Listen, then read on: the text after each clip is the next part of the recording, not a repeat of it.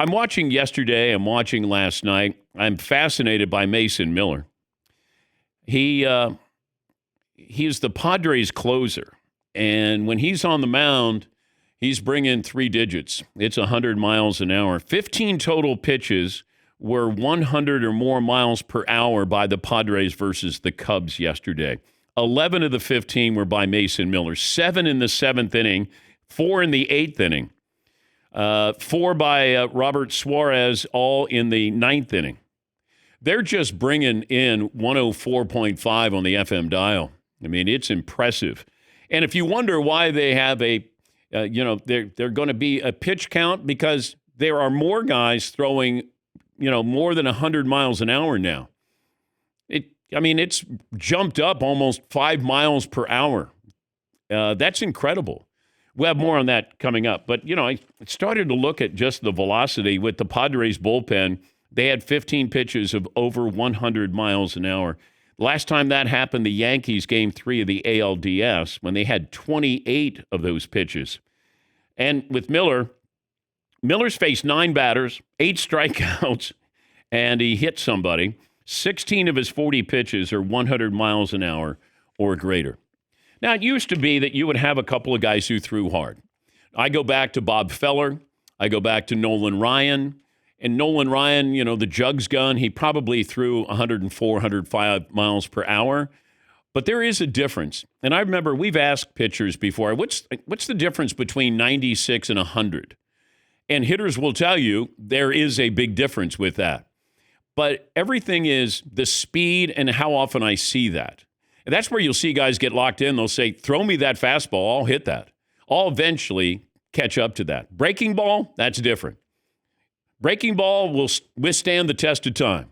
Fastball, they can turn on it because they'll see it. You see a 100-mile-an-hour fastball more often. It used to be you'd be like, oh, my gosh, I don't see anybody throwing like that. Now it's commonplace. Now everybody's built that way.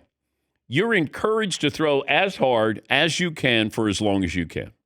And then they kick you to the curb, Tommy John surgery, come on down, somebody else is going to come on in.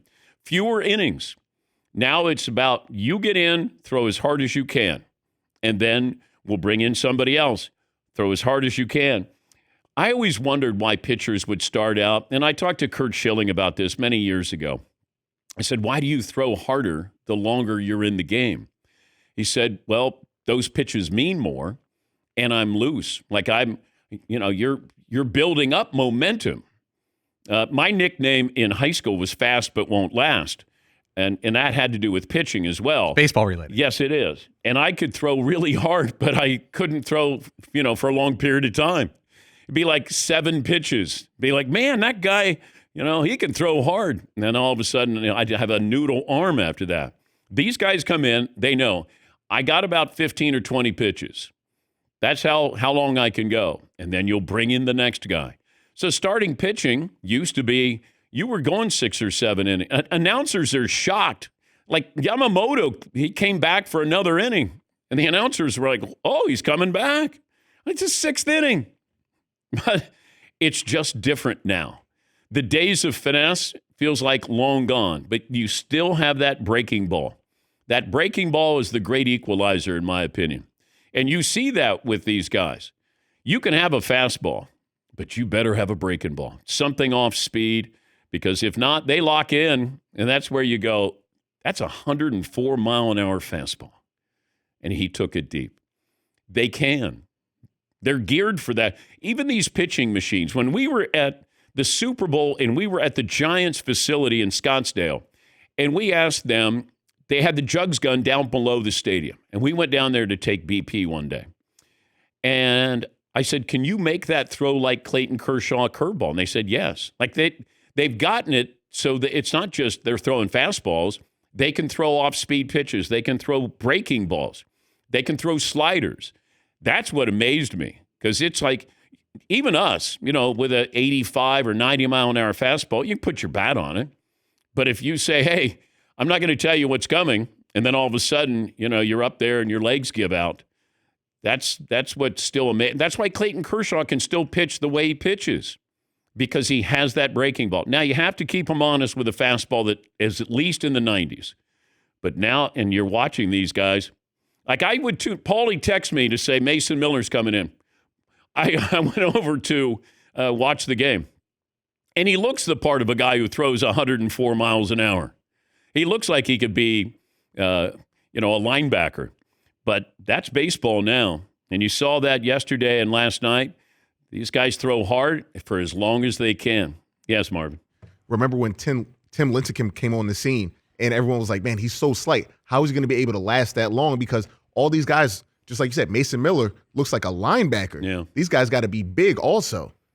Well, you still get that guy that defies logic where you go, how does that guy throw that hard? And there are certain guys, like Pedro Martinez to me is one of the most fascinating pitchers of all time. One of the greatest pitchers of all time. One of the most underrated pitchers of all time. Because if you meet him, he's slight. But he had that ability. He was able to make that ball move, but he also had velocity. Even when you're around Mo Rivera, like you're standing next to him, and I'm going, that guy is the greatest closer of all time. And he doesn't look like he's a baseball player. It's just like, oh, what do you do for a living? I'm the closer for the Yankees. Enter Sandman. Oh, okay. But that's the fascination you have with baseball. There's certain guys who can do certain things with the baseball that we can't. But what they're teaching now is go out there, and they've studied. It's physics, it's probably geometry, algebra, math, all that thrown in there. Spin rate. That's why you get that. You want a little bit of tackiness on the ball, so you get that spin rate there. Pitchers would complain about that early in the year, but it's fascinating to watch. It really is. Yeah, Paulie. That's what I'm curious about. Is it the natural human development, or is it things like less innings so you could throw harder more often, better medical advice, better workout routines? Because in 2002, the average fastball in Major League Baseball was 89 miles per hour. Now it's 94. It's gone up 5 miles an hour in less than a generation. Does that mean it's going to keep going that way? It's hard to know. I would have to talk to somebody who is in physiology or... Smart people? Yes, yeah.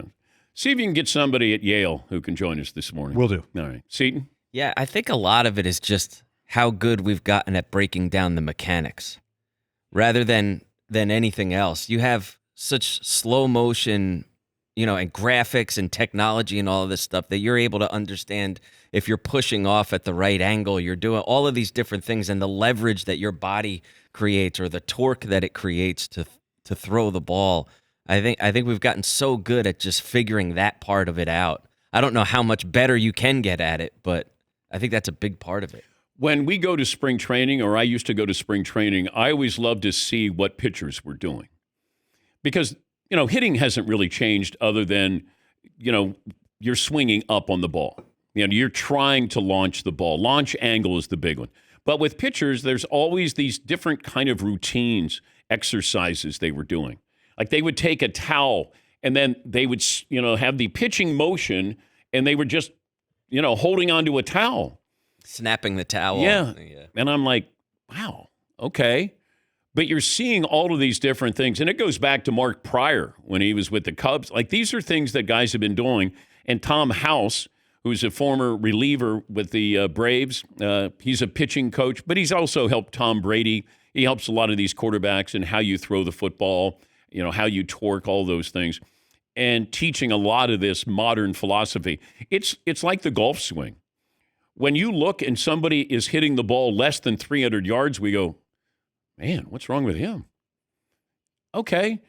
Now it's, DeChambeau hit at 372, and we go, did he get all of it? Rory, some of these other guys, we're shocked when somebody doesn't hit at 300 yards.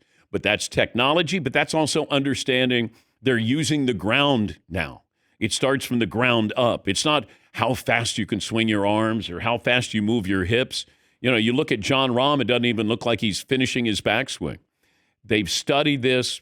It is a science. It's not, boy, he's just naturally gifted. Rory's naturally gifted. So is Tiger.